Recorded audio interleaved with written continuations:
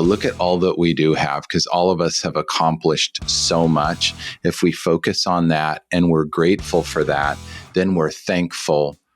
And that puts us in that state of optimism, that then we can be in that positive state, or that energy that we can then move forward into life and get things done. We can be successful in a positive, meaningful way. Ladies and gentlemen, welcome back to another exciting episode of the Eternal Optimist podcast. I am your host, Matt Drinkon, and we are here to interview successful people and ask them for a little bit of look under the hood, and ask them what's some of the hard stuff that you have overcome or endured in your life that has helped you to become the thought leader or the person you are today. And we've got a doozy for you today. We've got Dr. Kevin Kremer today. And let me just give you a little bit of a background on Dr. Kremer. We're going to call him Kevin. We're going to call him Kevin and make it very relatable here. So here's a little bit about Kevin. I mean, first of all, he began his career as a dentist. He serves people in the Chico, California community out on the West Coast. He specializes in full mouth cosmetic and implant dentistry, which just sounds very specialized and incredibly challenging to the layperson over here. So great to hear that. He's a successful entrepreneur. He's completed eight successful mergers and acquisitions. We'll come back to that. He leads the Kremer Leadership Institute. He's a speaker. He's an advisor. He's a mentor. He is setting out to inspire those working their way up in the dentistry career. And he is an established thought leader in personal empowerment and success. And when you hear him speak, we'll get to go. He's easygoing and easy to talk to. Don't let that trick you, though. He is sharp as a tack, and we're going to have a good discussion today around what's possible. And a lot of good things are coming today. And before we finish up today, he's got a book launching soon. So we're going to talk about his book. That's coming up here this year. So without any further ado, I welcome to the show Dr. Kevin Kremer. Kevin, how are you today, sir? I'm great, Matt. How are you? Thriving here on Friday, February 9th. This podcasting game can be so fun because you get to meet amazing people. And every once in a while, you're just wowed. And I've had a couple of wow conversations in the last 24 hours. So I'm on a high right now, meeting and learning with people. And I'm excited to meet you. I'm excited. First, I want to ask you, you said you're doing good today. Why do you say that? Like when someone says how you're doing, you say, I'm doing good. What makes it so that you feel like you're doing good right now, Kevin? State of mind, right? No, Matt, yeah.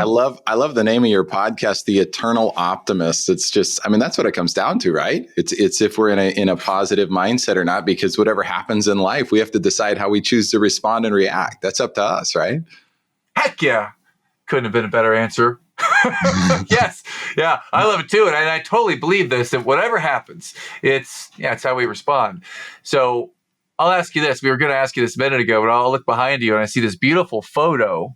Can you walk us through, those of us watching on YouTube channel, you can see this. And if you're just listening, then Kevin, can you paint a picture here of the photo behind you? Where are you? Who is that? And what's happening in that photo behind you?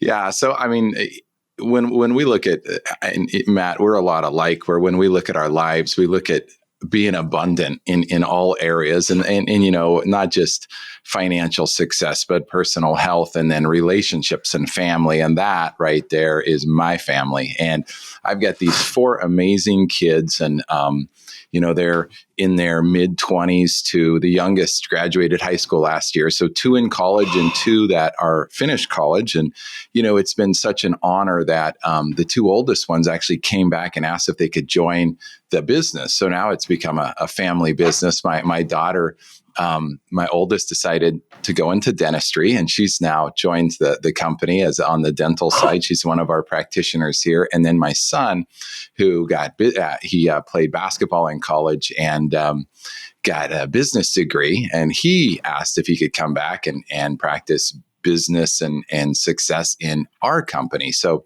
just so cool. But that picture is special to me because sorry, I'll try to be quick. It's kind of a long story, but last. No, take your time, man. I'm all in. I am like over here swimming like the warm heart that your daughter is in the business with you of dentistry, and your son is in, I think, the other business, right? The Kremer Leadership Institute business with you. So he's in the management side. So Yeah, Super it's so cool. cool. It's so rewarding.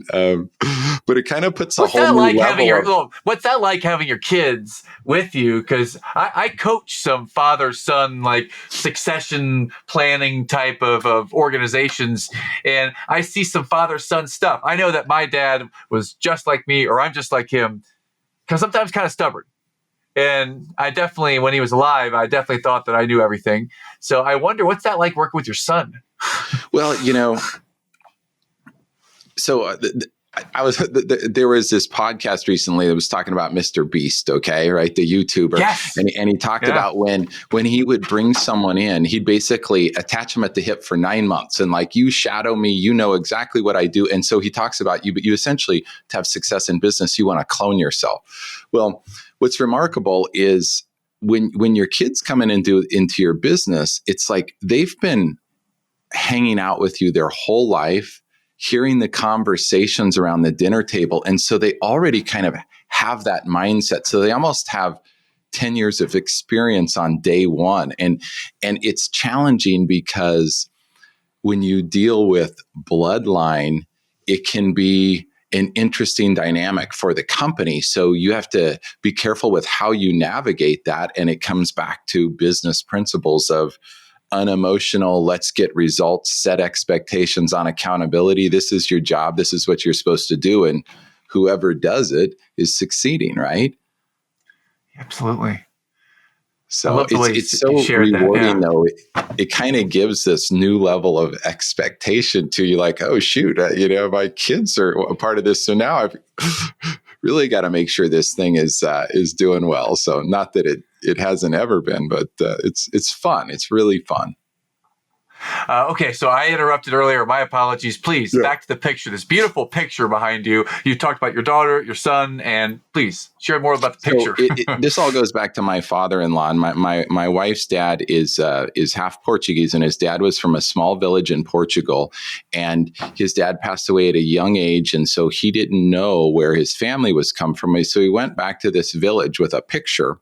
And he went to the local restaurant and watering hole, and everybody's like, oh yeah, that's so-and-so, that's so-and-so. He basically discovered his family about 30 years ago in this village in Portugal. And it's like he has 5 cousins there. He had an aunt, 2 aunts that were alive at the time, and 30 years has passed. They've since passed. But my father-in-law is 80 now, and he said, hey, I want to take my grandkids back to the village, potentially one last time, and have them meet everybody. So we went back in these little villages in like Portugal and Spain. It's almost like going back in time. It's quaint little cobblestone streets, and they're very like religious, and they honor their patron saint. So it's very Catholic, and so they all have an annual festa or fiesta. Well, so we went back to the festa to honor Saint Socorro there, and all of the grandkids went. Well, what I did is I didn't tell him or my wife, but I communicated with the cousins, and I did a surprise 30th wedding anniversary vow renewal at the little chapel in the village. And that picture is from that chapel that dates back to the 1100s. So we show up there, and my wife thought we were doing something to do with the festa, and I said, actually, honey, we're all here to renew our wedding vows. And she's like, well, if I would have known that, I would have worn a different dress, right? But we had Nice. 40 of the family members that all live in the area were there, and we rented out the restaurant and did a nice little renewal, and it was just magical. So I love it.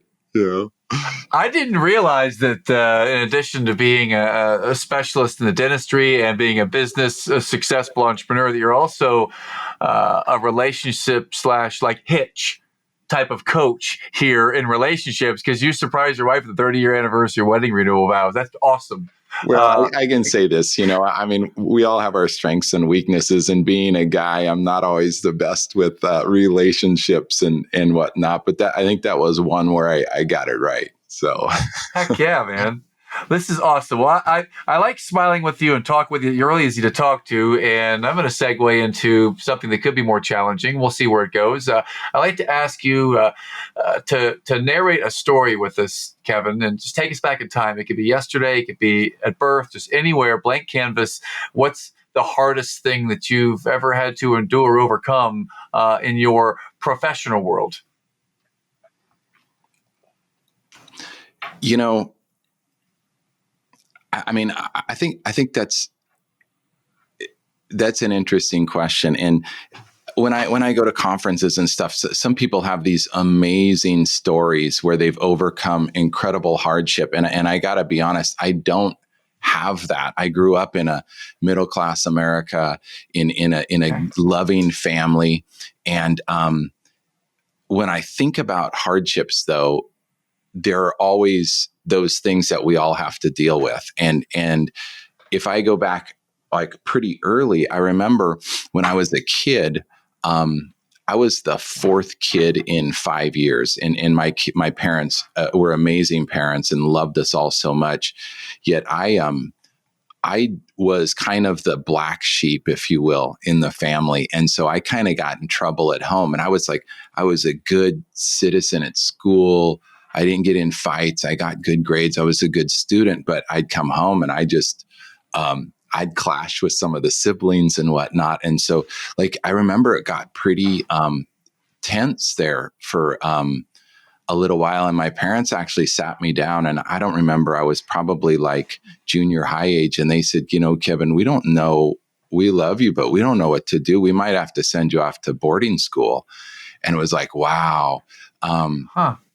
And so what I've learned from that is just that my parents were amazing parents. They're amazing people. And they loved us very much, but I had we all kind of, we come into this earth or this world imperfect, and we all have to kind of navigate that and figure out how to fit in and how to align and how to succeed and what fills us up. And I think I struggled with that as a kid, but sometimes those things, they make you stronger, they make you better, and they push you more. So it's, most of those things end up being opportunities, disguised as obstacles.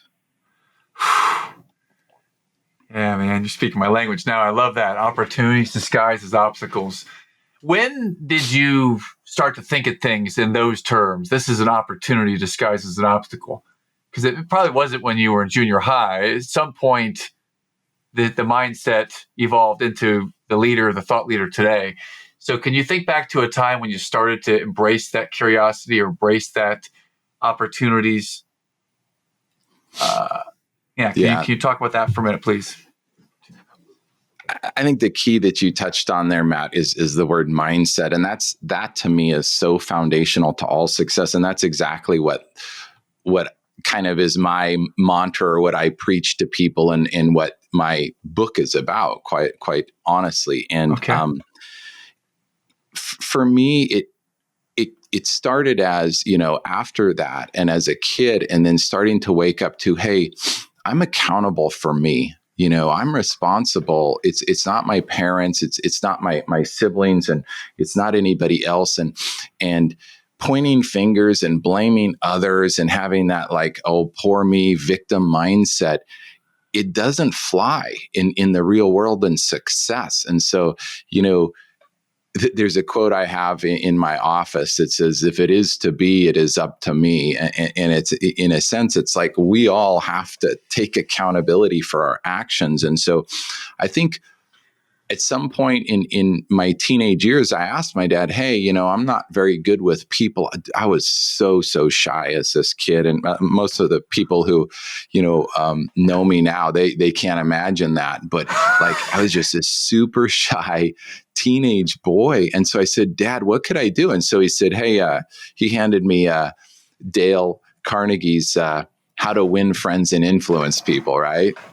I mean, classic, right? So I read that, and then our family and our dynamic was always about reading and growth and filling yourself up. And so when I went away to college, even though I was a sciences major, I was always reading philosophy and religious studies, and I just loved learning about spirituality. I'd read the Upanishads or the Bhagavad Gita. I don't even know if I'm pronouncing those right, but just all these different religious views, and just learning that, there are so many different ways to relate in life or to your sense of God or spirituality, and that there's no right answer. And so it opens you up to like loving everyone, if you will. I don't want to, get too corny or anything, but just it opens you up to respecting and opens your mind up. And then as that mindset evolves and continuing to want to learn and grow, I think for me, I decided to go into dentistry, and I followed in my father's footsteps in that. And then after I felt like I really focused on being a really good, clinically competent dentist practitioner, then it became personal growth. How can I fill myself up? And that's where the mindset, the thoughts, and the thought leadership came around. So a couple of dots I'd like to connect. One of those was the quote in your office: "If it is to be, it's up to me."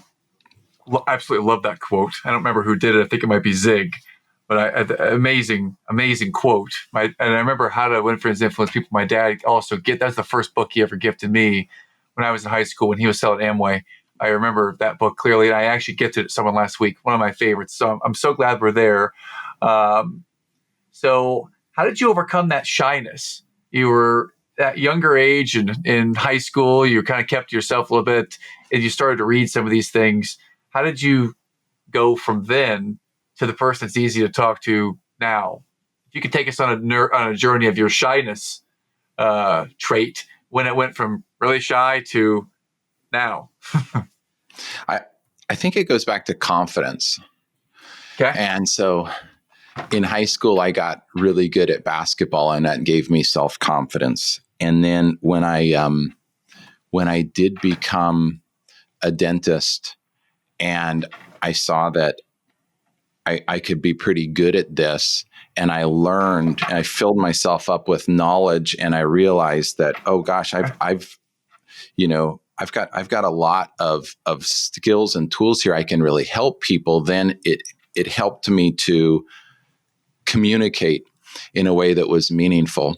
And it also comes back to like your strengths or your arena, like where where you thrive, where you're comfortable. And so for a dentist, you're comfortable in that treatment room, that operatory where you're there to help your patient, and you can become really confident in that arena, yet you might not be out in public at a social event. But by getting confident in sports and then in the clinical arena, then I was able to take that out beyond and really,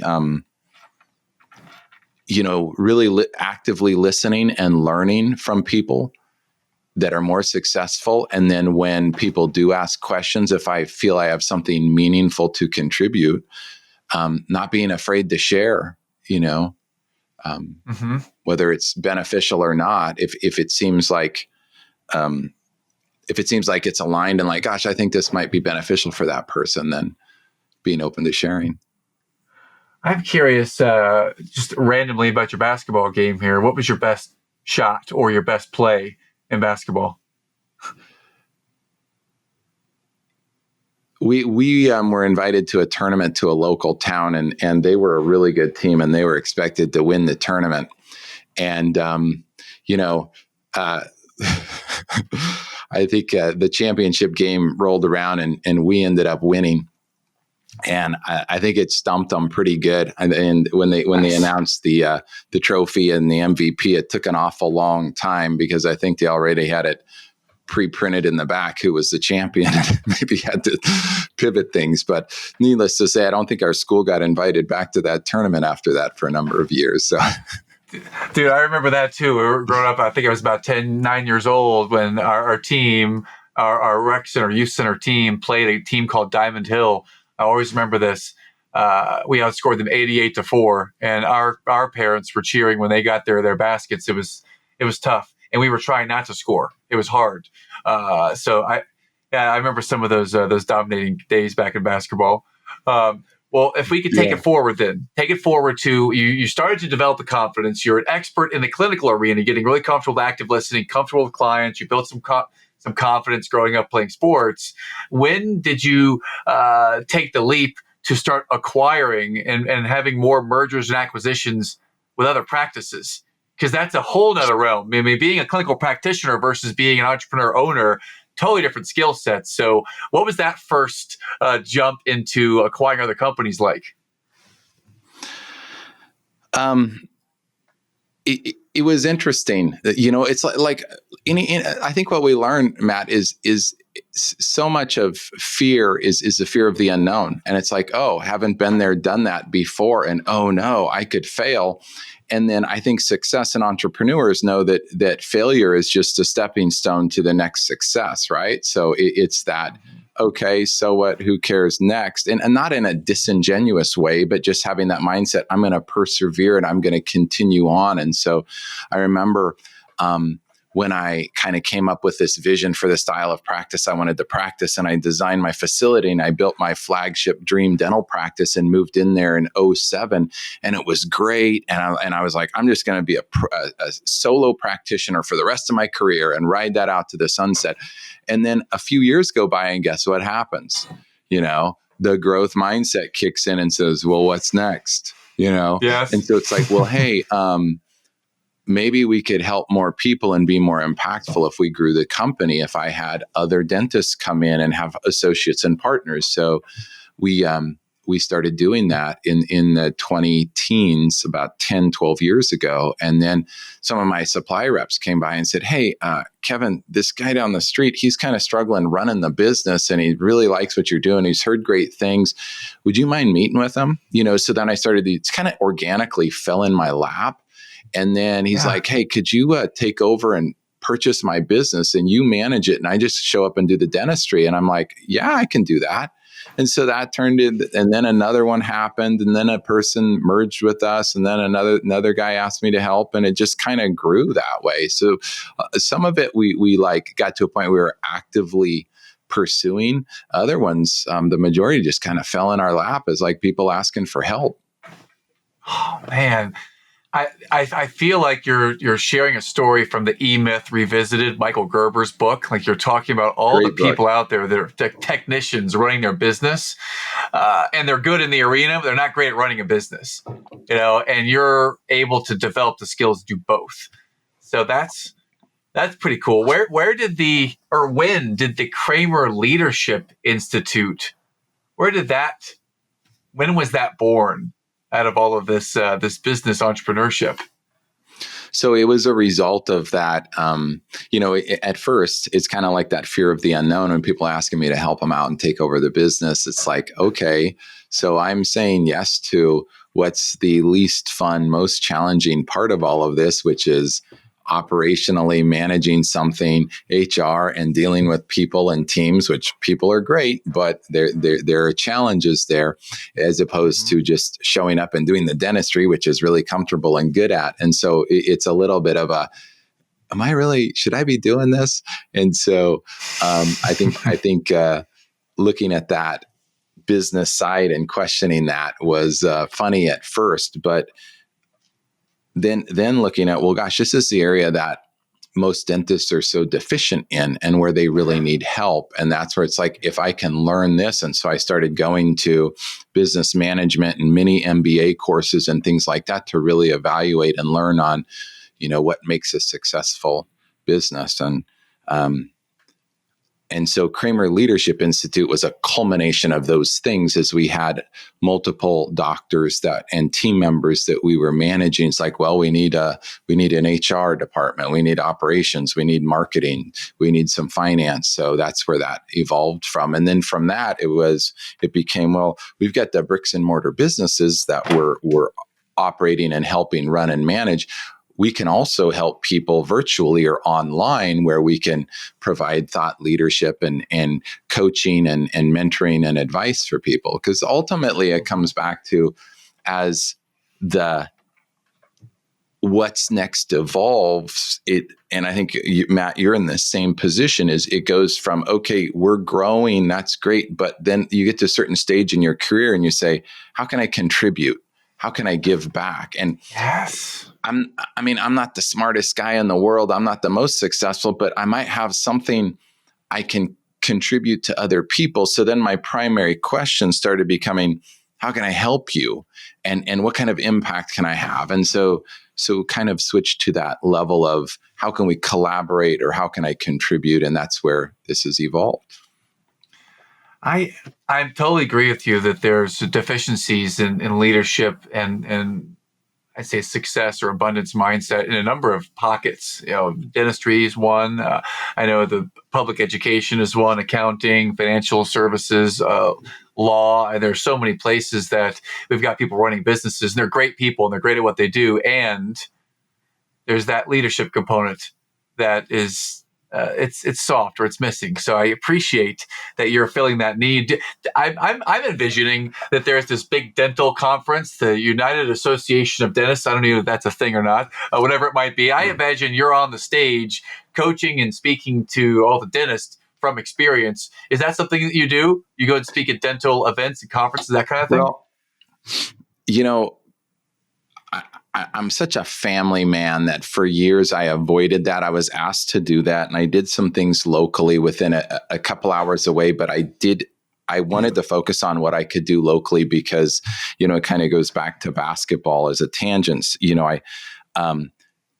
We talked earlier about basketball and team sports, and I think the value of those is so powerful in the different virtues and collaboration things kids can learn. So we put our kids in sports, and I coached a ton. So I was committed to being at home, and they all succeeded in that. And it was wonderful. And they learned a lot of things. So I've just recently now been with the youngest off to high school saying, okay, I'm willing to go off. So I'm actually speaking at a conference in Hawaii next month. And I've got some other things on the book. So to answer your question, I stayed local for a number of years and did things either locally or online, but now I'm out traveling more in the business realm.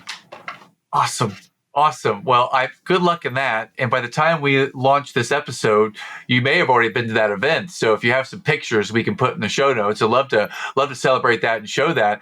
But you hit on something very interesting, is that you have 4 children and now they're grown, but they were there through these years of building a practice, scaling multiple practices, acquisition, and now the Kremer Leadership Institute. And 2 of them are working with you.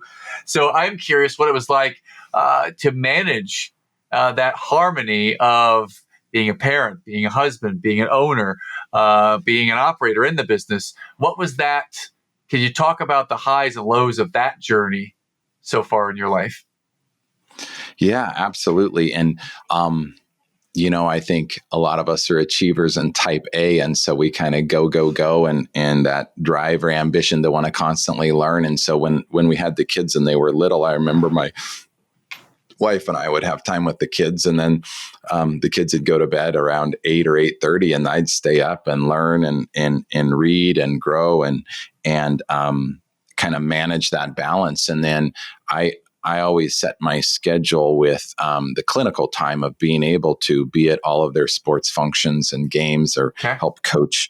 And so I just made it a priority that the family was going to come first. And so I was able to balance the business stuff with choosing it on times that were when the kids were sleeping, and that staying up late or getting up early. And then there were, the going off to conferences and courses. There are times where, the missus is going to have to be home with the kids alone. And that's just a team conversation with your spouse and making sure that we're on track with why are we doing this and that it's for the best. So, I mean, I think for anybody, raising a family is not easy. It takes some work, and they're just like, my story as a kid, there can be some hardships raising kids, and there can be hardships in marriages and then in business. And it's just, you keep staying focused on your vision and your reason why and moving along.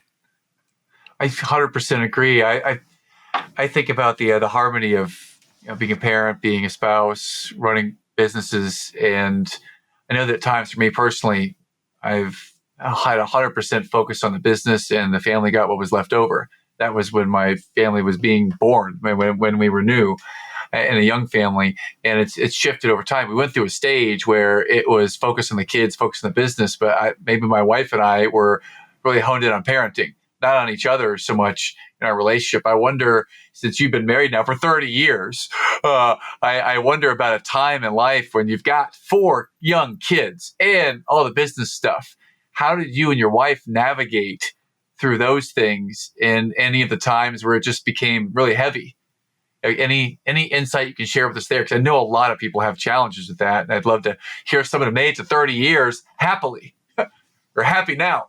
So how can you narrate a little bit there for us, please? Yeah, it's not always easy. There are ups and downs, and so I totally understand how certain relationships fail and certain make it, just like businesses, right? There's a lot of variables. And I think what I know now versus what I knew then is almost a good analogy is treating your relationship like a business, and not in a non-emotional way, but in a cadence of meetings and a structure, and making sure, okay, we're going to schedule this time, and okay, honey, our time is important. So we're going to have maybe every Sunday, we're going to sit down and have a weekly check-in, and we're going to go over what our most important things are for the week. And okay, we're going to have a scheduled date night. And then every quarter, we're going to have a weekend retreat where we're going to go away. And every year, we're going to have 1 or 2 weeks where we're going to do something together. So now I kind of break up my life as my personal time, as far as, okay, I've got like the personal time, the guys' trips where I like to go off and go fly fishing or whatnot. And then I've got the couples trips, and then we've got the family trips, and then I have the business trips. So my wife and I sit down at the calendar, we look at that, we talk things through, we get in alignment, and that's setting that sort of business structure, cadence of meetings and keeping on track, I think is really beneficial. Absolutely. I love the way you do that. How do you organize and structure that for multiple businesses as you acquire and integrate and assimilate together? I mean, how do you keep things moving forward when you have to stop or pause to integrate? How does that structure work for you in your mind? Well, it starts with your vision, right? And where you want to go, and where you see what your purpose is, and sharing that vision with the team, and having that disseminate down to the whole company, and then having your values and aligning people to those values. And then as you look at, partnerships or alignment, you look and see if those values match up. And then you meet with your key people as far as, hey, if we're looking at growing, how does that work? What does that look like? And is, say, this merger or this acquisition a good fit for that? And then going into the operational issues of the specifics of how it will be laid out and integrated is usually the next step after that. Does that make sense? It does.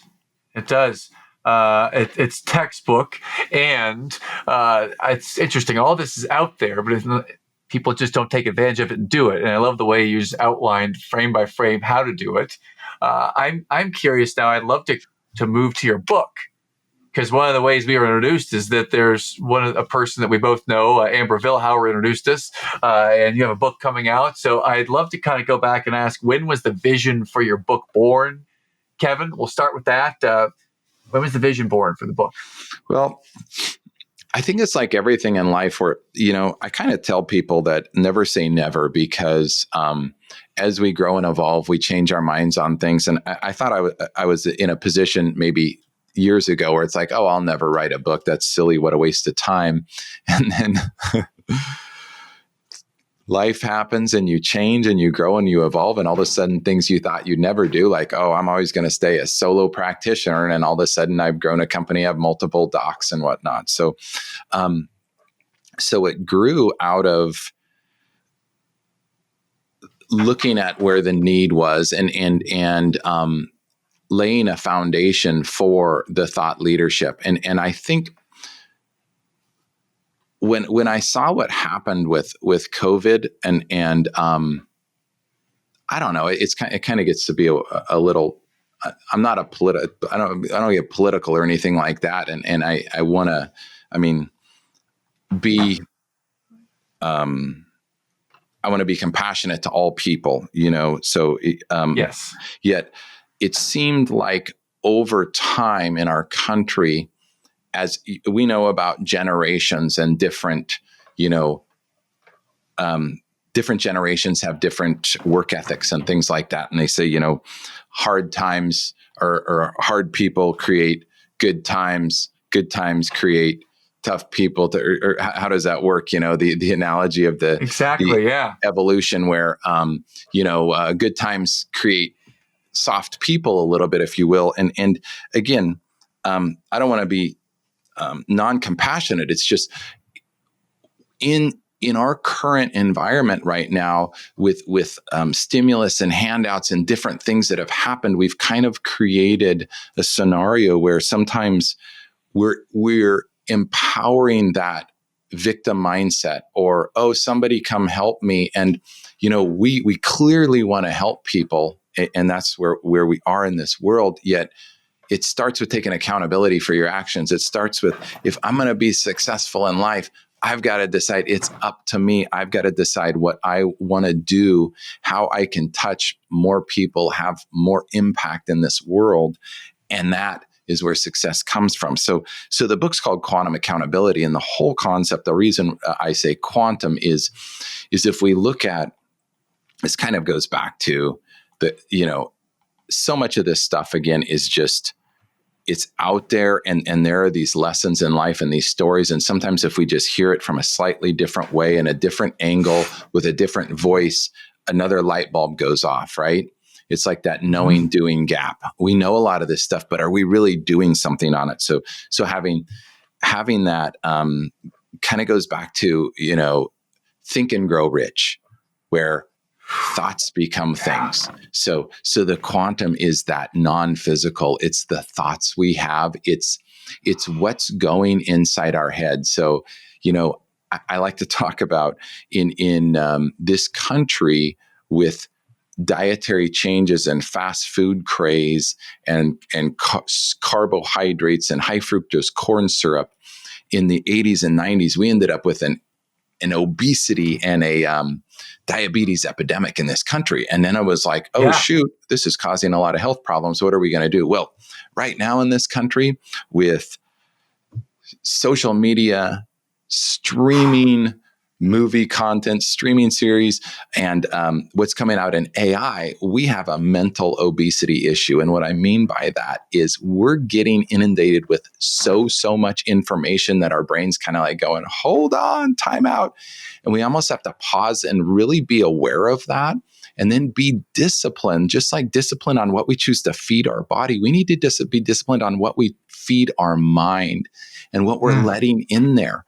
Because we know the 5 people we spend time with are who we tend to become, or the coaches or mentors that we choose are going to dictate our success. So what we're listening to, what we're watching, who we're having conversations with, what we're then thinking impacts our beliefs, which then impacts our habits and choices, and what actions we take, which impact our level of success in life. So the quantum is that non-physical that's coming in, and the accountability is understanding that we have to own this. We're responsible for our results and our success by the choices we make. What type of people or shows or content do you allow to come into your world? Because I'm hear you on the mental obesity. That makes a lot of sense. There's so much we're inundated with. How do you curate your own lens, Kevin?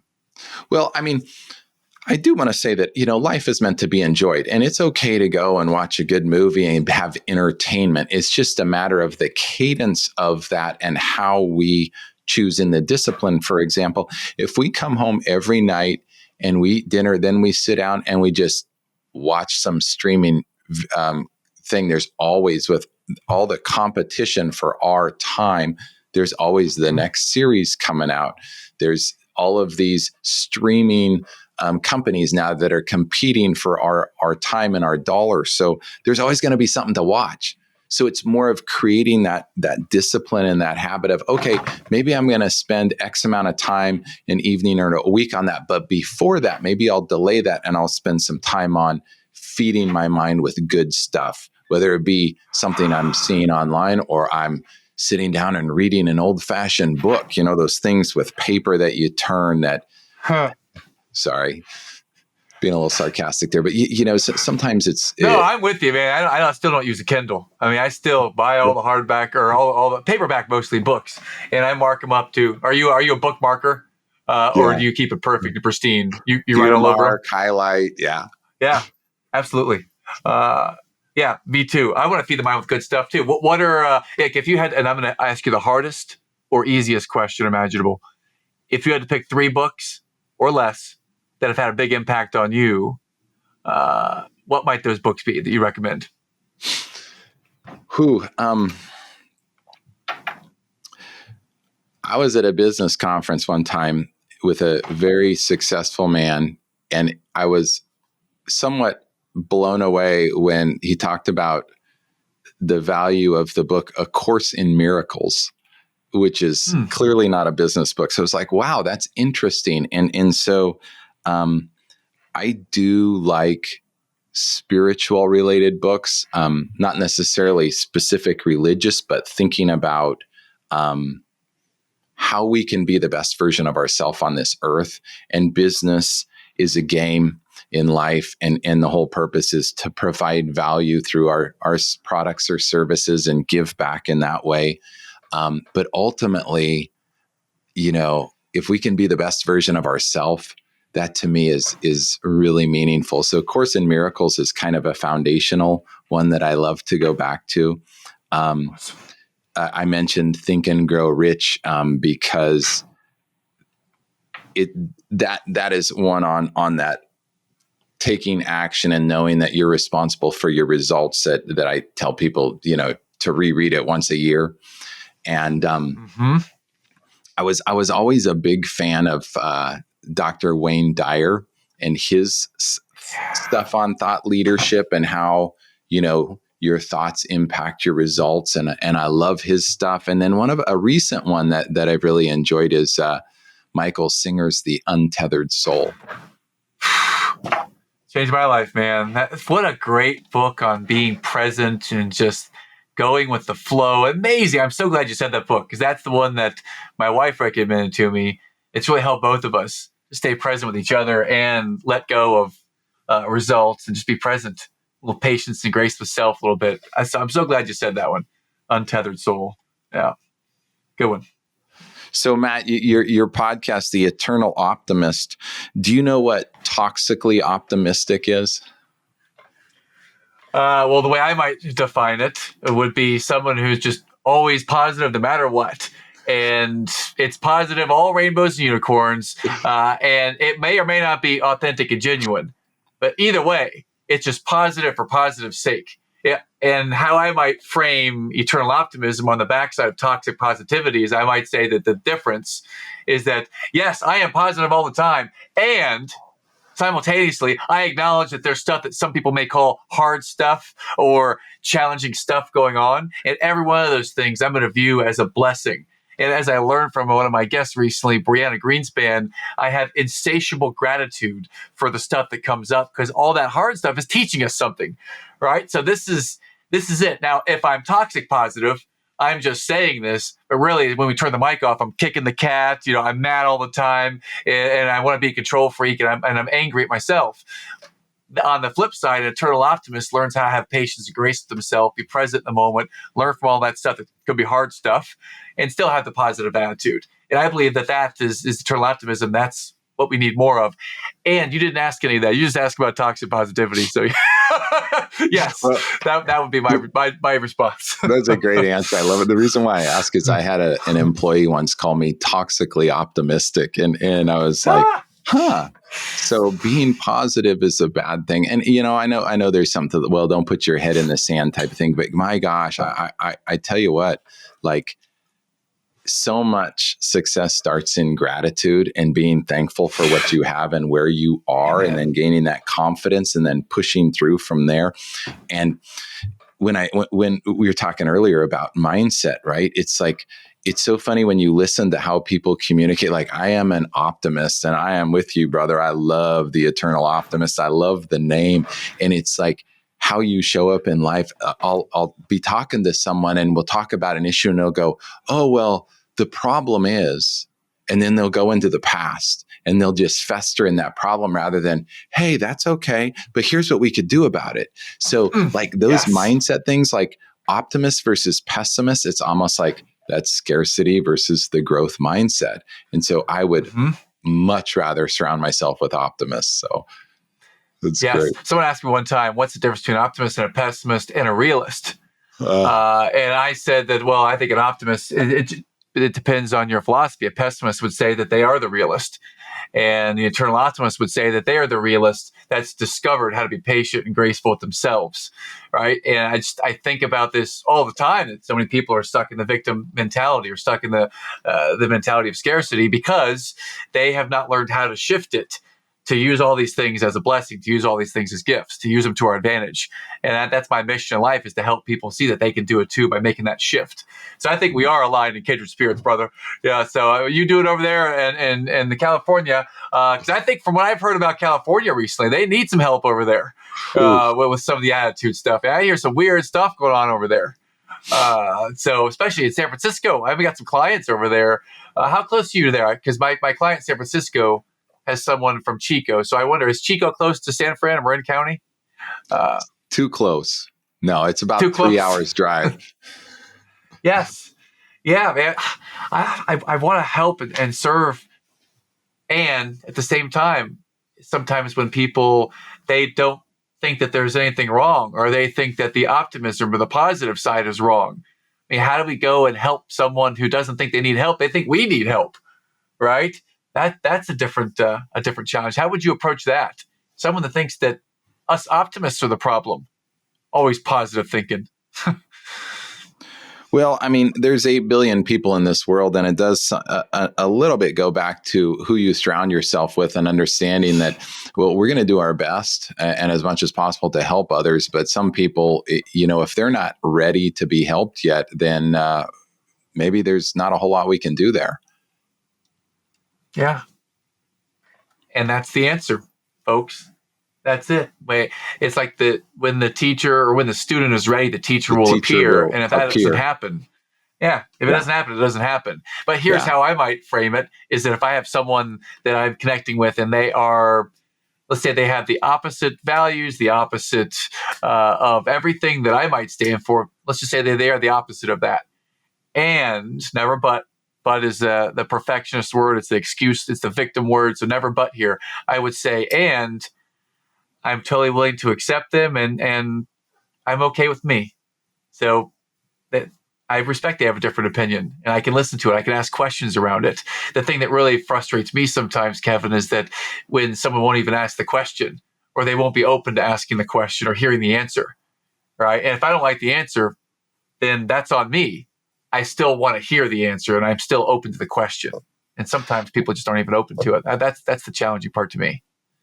Yeah, well, I think that's where we grow in life, is when we are challenged. And if they say all growth lies outside your comfort zone, then the next thing to say is be comfortable, get comfortable being uncomfortable. And I tell my team that, and as a result, some of us have grown so much. And so it also goes into, Matt, when we look at the world, and of course we're in when there's election years and things like that, things can get contentious, and then there's all this just throwing splatter at the other party or whatnot, as opposed to, hey, this is what I'm going to do. So as a leader, if we can step up and go, hey, I don't know if this is right or wrong, but this is what I think we should do, or this is what I'm willing to do, and we're going to need other people. We're all going to need to work together to make this happen. That's where I think we get success, not, oh, don't do that type of thing. Because we all grow up in different environments, different families, different geographic locations, and different belief systems. So ultimately, it's like, hey,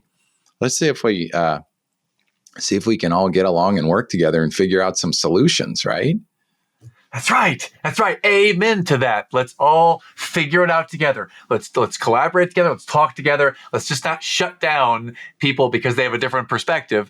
Let's learn to collaborate, communicate, which some people don't have the stomach for it, or when they're tested, they don't show up. They go the other way. They block you, or they censor you.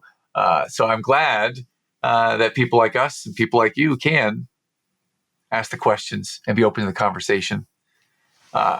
Kevin, can you tell us, when does your book launch and how do we get a copy of it? Oh, yeah, sure.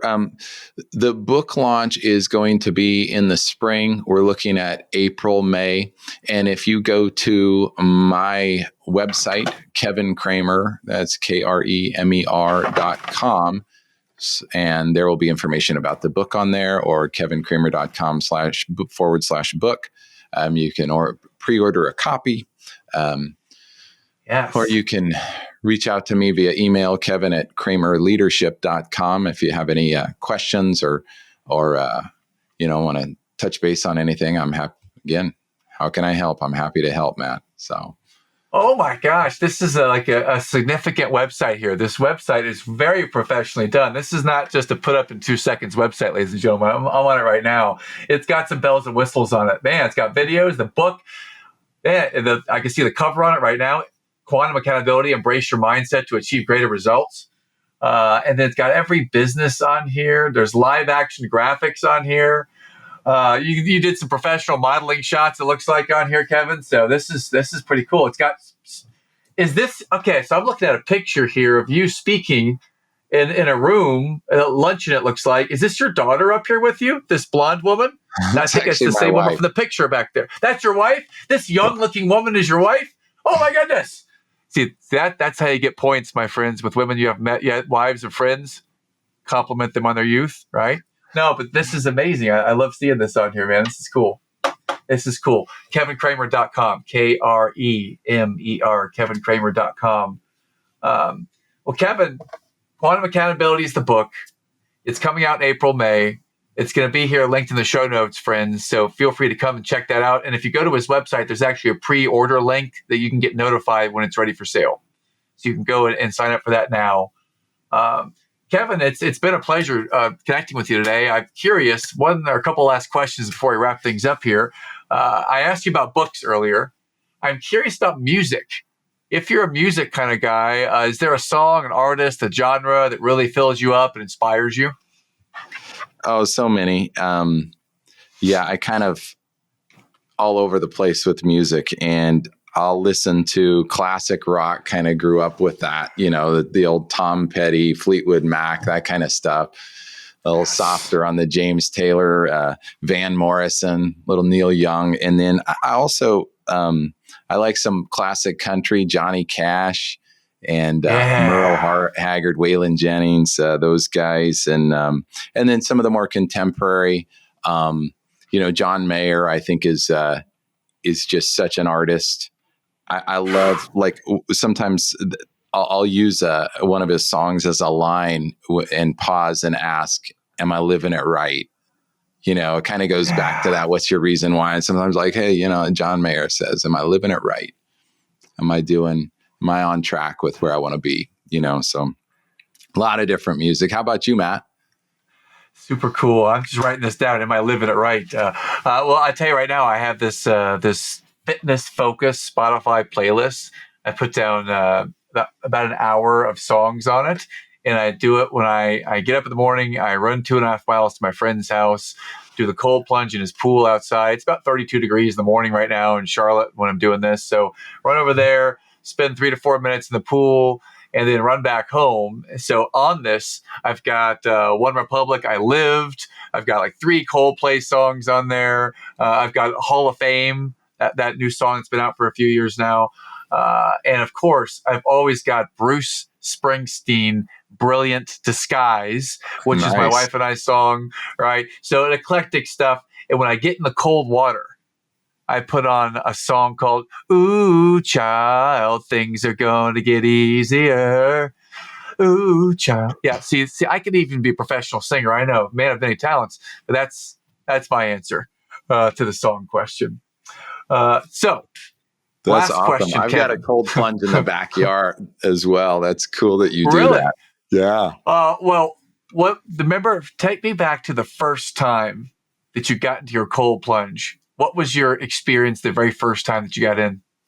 So Actually, it's my youngest son who kind of got us into this, and he's kind of this old soul. And during COVID, because school was all online, he and his best friend said, "Hey, Dad, we'll do the online school. It just has to be, we just need an internet connection. So can we go travel a bit?" So he took a couple months and he went to Singapore, Bali, and Australia.